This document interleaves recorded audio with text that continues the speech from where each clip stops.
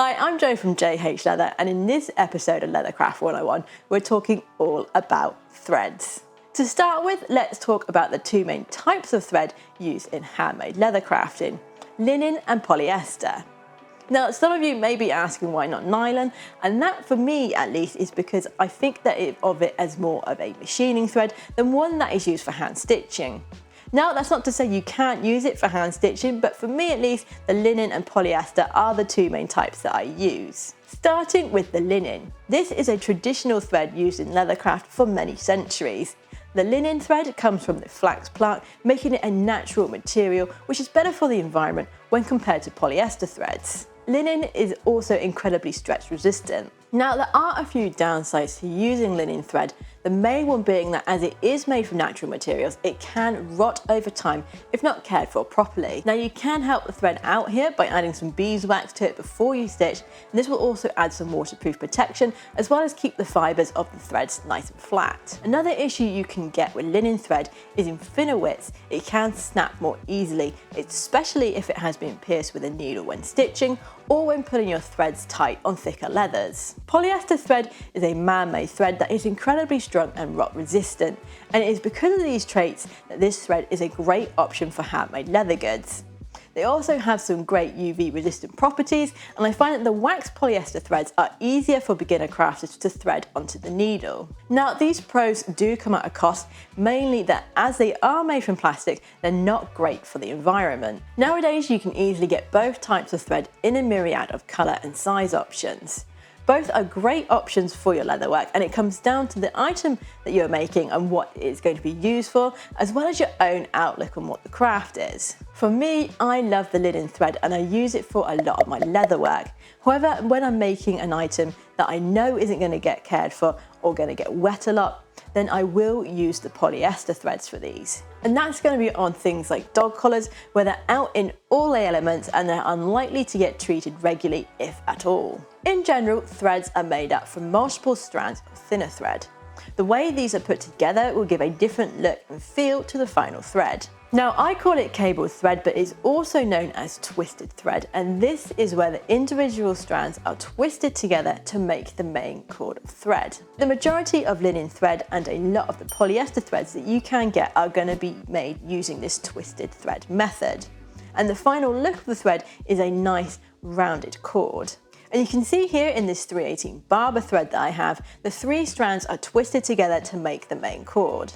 Now, the other way to put thread together is by braiding, and this is mostly done with polyester threads, and the big name in this is the Ritzer Tiger thread. A braided thread can be made up of lots and lots of smaller strands that are interwoven together, and this makes an incredibly strong thread which is flat to look at. Now, depending on what you have access to and what you would like your final stitching to look like will depend on which of these types of threads you're going to use. For me, I personally don't like the look of the braided threads, which is why I choose not to use them. So you can see here the differences between the twisted thread and the braided thread, with the braided thread in the center. And you can see these stitches are more flat than with the twisted threads. Each brand will have its own way of sizing its threads. For example, traditional linen thread from Barber are measured as 318, 418, 325, for example. These numbers correspond to the number of strands known as the ply, and the li, which is made up of the number of yards in a pound of linen divided by 300. So 318 linen thread is made up of 3 strands of 18 li threads twisted together. Now, thankfully, most threads nowadays have their sizes listed in millimeters, so moving forward in this video, we're going to be working off of that. Now, when it comes to what size of thread to use on your project, generally there's no defined answer, and a lot of it comes down to personal tastes.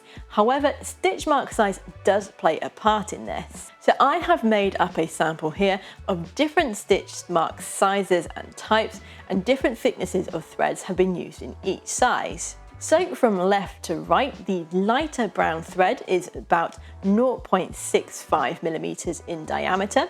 The middle blue thread is 0.55 millimeters, and the dark brown thread is 0.45 millimeters. For the sizes of stitch marks used, from the top they are 12 stitches per inch, followed then by 10, 8 and 7 stitches per inch pricking irons. We then move on to the 3.38mm pricking irons, which I find sit between my 7 and 8 stitches per inch irons. We then move on to a 4mm Japanese pricking iron, and then a 5 and a 3mm diamond chisel. The main thing I noticed here was that the diamond chisels can more easily take a thread size up than compared to their pricking iron counterpart.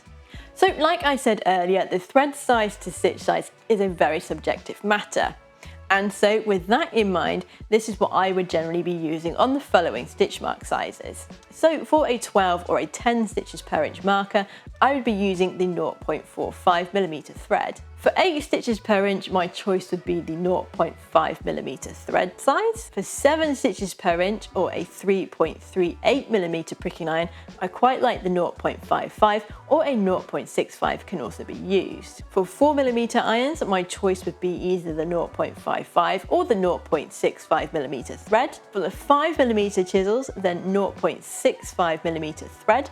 And for the 3mm chisels, I actually quite like the 0.55 best, but the 0.45 is also a very nice option. Now, I get asked a lot about needle size and which one to use with which thread size. And in general, the answer is whichever fits. Now, I know on its own that's not a very helpful answer, but when we take into consideration what thread we are using, it does make sense. So I use the John James blunt-ended saddler's harness needles in 2 main sizes, the 2 and the 4. The size 2 needles are the larger at 55mm long and just over 1mm in diameter. The size 4 needle measures 48mm long and is 0.86mm in diameter, and for me these are the only 2 needles that I need. Choosing which one to use for my work will depend on the thread size that I intend to use on my project. So for thicker threads over 0.55mm, I use the larger needles, and for threads up until 0.55mm, I will use the smaller ones. The reasoning for that is that the eye on the smaller needle can make it harder to thread anything thicker than 0.55mm. And the thickness of the needle on the larger needles can mean that when locking the thread onto the needle, it can sometimes damage the thread. When choosing your thread size, the substance of leather can also be taken into account. So on harder or stiffer leathers, like this vegetable tan shoulder that I used in my samples, you can easily pull your threads tighter than what you can if you were using a softer leather. Due to that, I personally find that when using a softer or a thinner leather, you can actually go down a thread size if you want to. So you can see here on these 2 samples that I have the difference that I'm talking about. So both are stitched in 0.38mm irons, and the blue thread is 0.55mm and the brown is 0.45mm. And both of these thread sizes look nice sitting in the stitch marker, whereas on the thicker leather, the 0.45mm thread didn't look as nice. Now, in conclusion to what thread size to use on your project, then it really does come down to what you personally like. For me, my favourite combination is to use my 3.38mm pricking iron with a 0.55mm thread on thicker leathers and a 0.45mm thread on the softer ones. I also tend to lean towards linen thread for my fine leather goods and for polyester thread for items that I know are going to be out in the elements.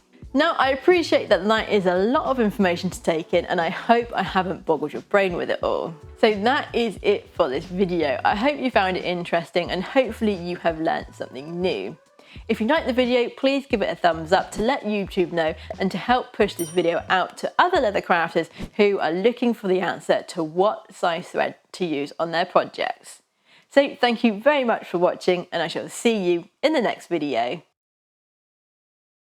And from the top, my opinion on the following is my own.